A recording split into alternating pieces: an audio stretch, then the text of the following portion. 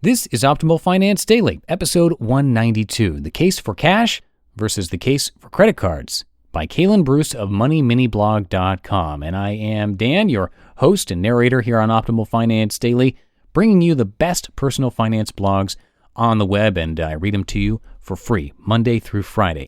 Now, yesterday, I read you a post from Courtney Carver. It was called No Credit Cards No Matter What. So today is a post that sort of expands on that, talks about the pros and cons of cash versus credit cards.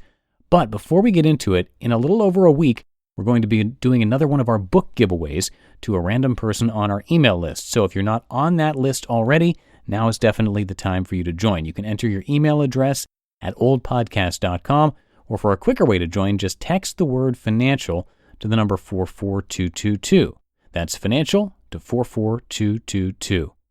Now let's get to today's post and start optimizing your life.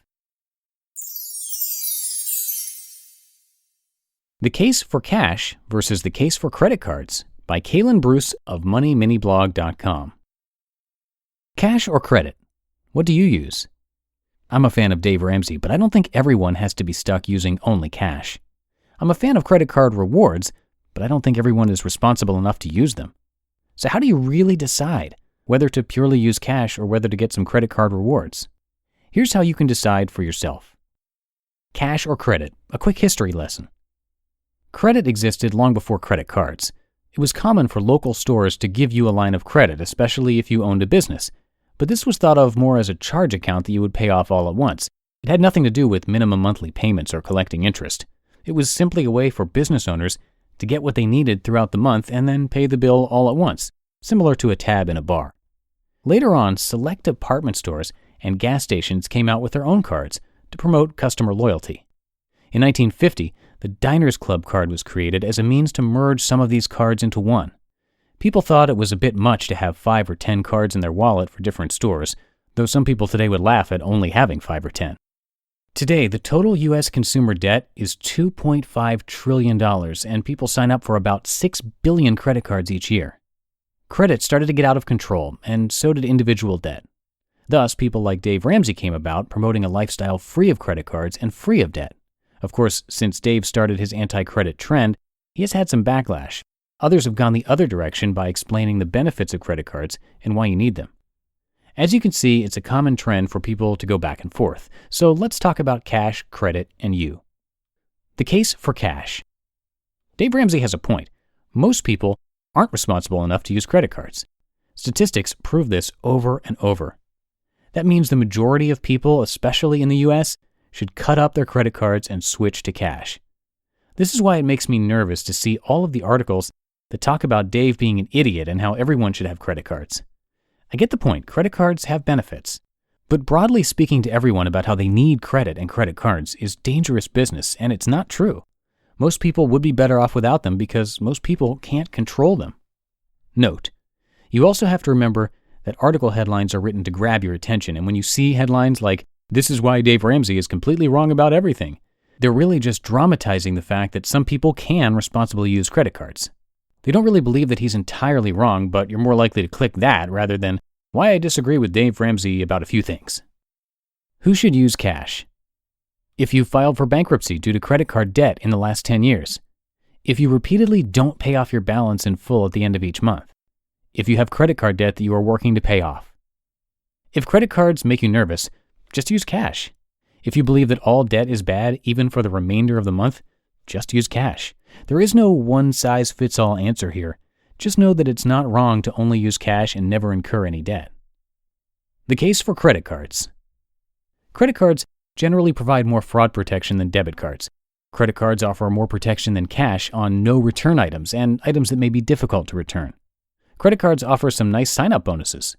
Finally, credit cards offer some lucrative rewards. We pay for vacations and most of our children's Christmas with credit card rewards. That being said, credit card companies wouldn't be earning billions if the majority of people were responsible with them. So after you've completely paid off your credit card debt and you're in a place where you can pay them off in full each month, you should start looking into some of the more rewarding credit cards. Who should use credit cards? If you've never struggled to pay them off in full each month. If you keep track of your spending and don't spend more than you have. If you don't have any outstanding credit card debt from previous months.